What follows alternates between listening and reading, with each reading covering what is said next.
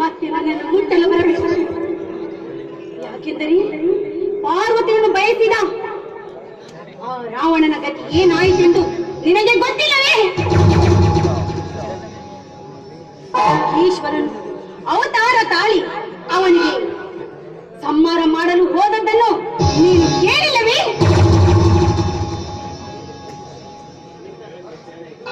ನಿನ್ನ ಗಂಡ ಪ್ರಣಯ್ ನಿನ್ನ ಪಾಲಿಗೆ ಬಯಸದೆ ಬಂದ ಪ್ರೇಮ ವಂಚಿತನಾದ ನಿನ್ನ ಗಂಡ ತನ್ನ ಹೆಂಡತಿಯ ಕಾಮ ಸುಖವನ್ನು ತಣಿಸುವುದಕ್ಕಾಗಿ ಕಳುಹಿಸಿಕೊಟ್ಟಿದ್ದಾನೆ ಈ ಕಲಿಯುಗದ ಕಾಮರಾಜನನ್ನ.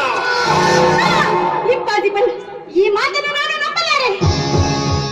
ಕಾಲಹರಣ ಮಾಡುವ ಕಾಲ ಇದಲ್ಲ ತ್ರಿಪುರದ ಸುಂದರಿ, ಶೀಲಹರಣ ಮಾಡುವ ಕಾಲ. ಅದಕ್ಕಾಗಿ ಹಾಲು ಕುಡಿಯಲೆಂದೇ ತರುವುದು ಬಂದಿದ್ದೇನೆ ಈ ಮಾಜಾಲ. ನೀನು ಎಷ್ಟಂದ್ರೆ ನಿನಗೆ ಇಹಲೋಕ, ನೋ ಅಂದ್ರೆ ನಿನಗೆ ಪರಲೋಕ. ಬೇಡ, ಹತ್ತಿರಕ್ಕೆ ಬರಬೇಡ.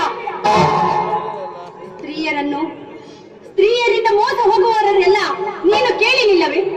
ನೋಡು, ರಾವಣ ಕೆಟ್ಟಿದ್ದು ಹೆಣ್ಣಿನಿಂದ, ಕೌರವ ಕೆಟ್ಟಿದ್ದು ಹೆಣ್ಣಿನಿಂದ. ಅಷ್ಟೇ ಅಲ್ಲ, ನೀನು ಹೆಣ್ಣನ್ನು ಬಯಸಿದರೆ ನೀನು ಕೆಡುವುದು ಹೆಣ್ಣಿನಿಂದ ಎಂಬುದು ಕಟ್ಟಿಟ್ಟ ಬುದ್ಧಿ.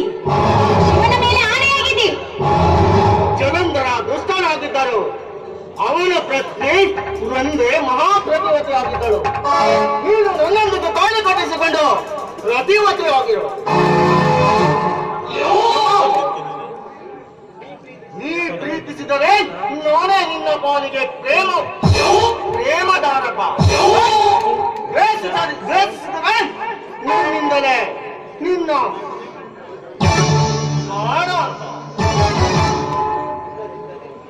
ಇಲ್ಲದಿದ್ದರೆ ಅತ್ಯಾಚಾರ ಬ್ರಹ್ಮಾಸ್ತ್ರ.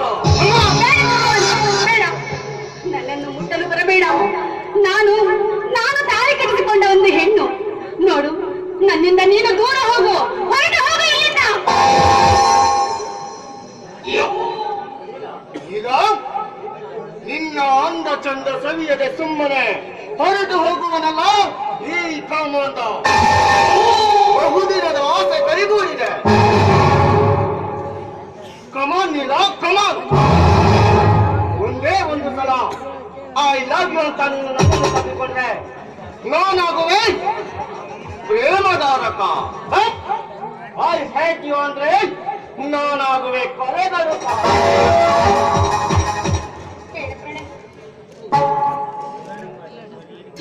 ನಿಮ್ಮಂತ ಕಾಮಕರು ಕಾಮಚಾರಕ್ಕಾಗಿ ನಮ್ಮಂತ ಹೆಣ್ಣುಗಳ ಮೇಲೆ ಇಷ್ಟೊಂದು ಕಣ್ಣನಿಟ್ಟರೆ ನಮ್ಮಂತ ಬಡವರು, ನಮ್ಮ ಹೆಣ್ಣುಗಳು ಎಲ್ಲಿಗೆ ತಾನೇ ಹೋಗಬೇಕು?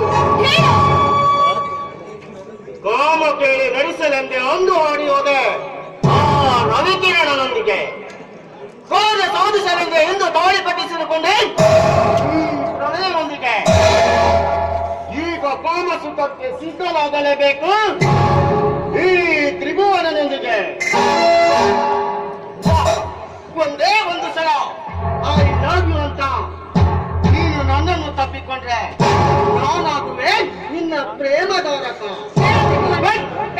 ಐ ಹೇಟ್ ಯು ಅಂದ್ರೆ ನಾನಾಗುವೆ ಕೊಲೆಗಡುಕ.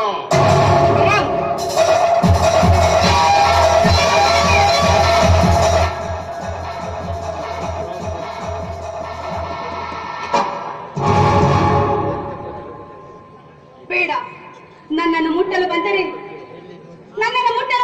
ನೀನು ಸಾವಿಗೆ ಗುರಿಯಾಗುವೆಯಾ? ನೋಡು, ಅಂತಿಮ ಯುದ್ಧ. ಈ ಅಜರಾಮರ ಅಂತರ್ಯಾಮಿಯೊಂದಿಗೆ ಅಂತಿಮ ಯುದ್ಧ ಅದೆಂದಿಗೂ ಅಸಾಧ್ಯ. ಅದೆಂದಿಗೂ ಅಸಾಧ್ಯ. ಈ ಅನುರಾಗದಿಂದ ಅನುಕಂಪದಿಂದ ನಿನ್ನ ಅನುಮತಿ ಪಡೆದು ಅಂಗನೆಯ ಅನುಪಮ ಅಂದ ಅನುಭವಿಸಕ್ಕಿಂತ ಸಮಾಗಮನಾಗಿ ಅಧಮದಿಂದ ಅಟ್ಟಹಾಸದಿಂದ ಅಪರಾತ್ರಿಯಲ್ಲಿ ಅಪಹರಣ ಮಾಡಿ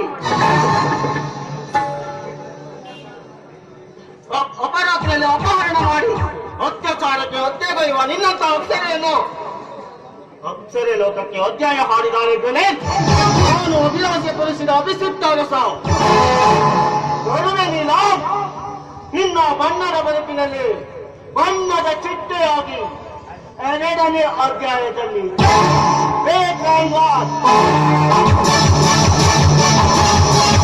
ಅಯ್ಯೋ ದೇವರೇ, ಈ ಸೌಂದರ್ಯವೇ ನನಗೆ